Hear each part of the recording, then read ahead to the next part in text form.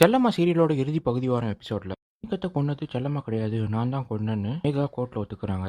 செல்லம்மா நிரபராதிங்கிற விஷயம் தெரிஞ்சு அவங்களோட குடும்பத்தாலும் சந்தோஷப்பட மேகாவுக்கு 15 நாள் நீதிமன்ற காவலில் இருக்கணும்னு நீதிபதி அறிவிச்சிடுறாங்க. செல்லம்மா குடும்பத்தோட இருக்கிறத பார்த்த மேகா அவங்க கிட்டயும் எல்லார்கிட்டயும் மன்னிப்பு கேட்கணும்னு செல்லம்மா கிட்ட போய் என்ன மன்னிச்சிரு செல்லம்மா, நான் உன்னை தோக்கடிக்கணும்னு நினைச்சு நான் தான் தோத்து போய் நிக்கிறேன். நான் உன் மேல இந்த பொறாமையில தான் இப்படி பண்ணிட்டேன். பெரிய தப்பு பண்ணிட்டு செல்லம்மா என்ன மன்னிச்சிருன்னு கெஞ்சுறாங்க. வேதன் கிட்டயும் லட்சுமி கிட்டயும் நீங்க ரெண்டு பேரும் உங்களோட சொந்த பொண்ணு மாதிரி தான் வளர்த்தீங்க. நான் உங்களுக்கு உண்மையா இல்ல. ரெண்டு பேருமே நான் ரொம்ப கஷ்டத்துக்கு ஆளாக்கியிருக்கேன். நீங்களும் என்ன மன்னிச்சிருங்க. ஜெயிலுக்கு போயிட்டு வந்தா வச்சு நான் கண்டிப்பா திருந்தி உங்களுக்கு ஒரு நல்ல பொண்ணாவும் செல்லம்மாக்கும் நல்ல சகோதரியாவும் இருப்பேங்கிறாங்க. சித்தார்த் கிட்டயும் என்ன மன்னிச்சிரு சித்தார்த், வாழ்க்கையை பாழாக்க நான் தான் நினைச்சேன். நிம்மதி என்னால உனக்கு எந்த தொந்தரவும் இருக்காது. நீ சந்தோஷமா செல்லமா கூட வாழலாங்கிறாங்க.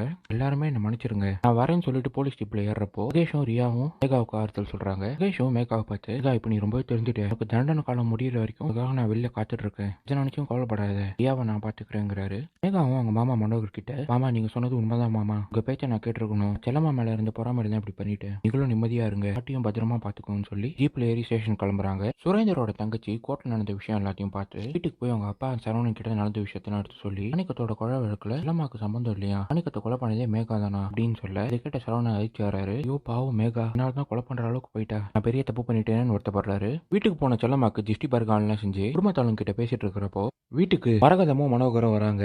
வீட்டுல இருந்த ஆள் எல்லார்கிட்டையும் செல்லம்மா கிட்டையும் எல்லாரும் எங்களை மன்னிச்சிருங்க, மேகா கூட சேர்ந்து நானும் உங்களுக்கு எதிராக தப்பு பண்ணிட்டேன். மேகா இப்படி ஆனதுக்கு காரணமே நான் தான். நான் ரொம்ப வருஷத்துக்கு முன்னாடி பண்ண தப்பு தான் மேகாவை இப்படி ஆக்கிடுச்சு. லட்சுமிக்கு பிறந்த பொண்ணு செல்லம்மாவை நான் தான் எடுத்து மாத்தி கோவில் வாசல்ல வச்சேன். என் பொண்ணு மல்லிகாவுக்கு பிறந்த பொண்ணு மேகாவை தூக்கி லட்சுமியோட வாரிசா நான் தான் வச்சேன். என்னோட பேத்தி மேகா சந்தோஷமா வாழணும் தான் அவ்வளவு பெரிய தப்பு பண்ணிட்டேன். எல்லாரும் என்ன மன்னிச்சிருங்க, நான் என்னோட சொந்த கிராமத்துக்கே போய் அங்க நான் வாழ போறேங்கிறாங்க. இது கேட்ட தியாகராஜன் கோவப்பட்டு நீ பண்ணது பெரிய தப்பு, என்னால இதை மன்னிக்க முடியாது. இதுக்காக நீ ஒண்ணு இந்த ஊரை விட்டு போக வேணாம். சின்ன வயசுல இருக்கும்போதே உங்க அப்பா என்கிட்ட ஒரு சத்தியம் வாங்கினாரு, எந்த காரணத்துக்கு கொண்டு மரகதத்தை கை விட்டுற கூடாதுன்னு. என்னோட கடைசி காலம் வரைக்கும் அவனை பத்திரமா பாத்துக்கிறேன்னு வாக்குறுதி கொடுத்துருக்கேன். வெளியெல்லாம் போக வேணாம், இந்த வீட்டுல இவன் கூட தங்குன்னு சொல்ல வீட்டுல இருக்கிற எல்லாரும் சம்மதிக்கிறாங்க. மனோகரும் எல்லார்கிட்டயும் மன்னிப்பு கேட்டு வீட்டுக்குள்ள வராரு. மொத்த குடும்பமும் சிரிச்சு பேசி சந்தோஷப்படுறாங்க. இதான் இனி எபிசோட் நடந்தது.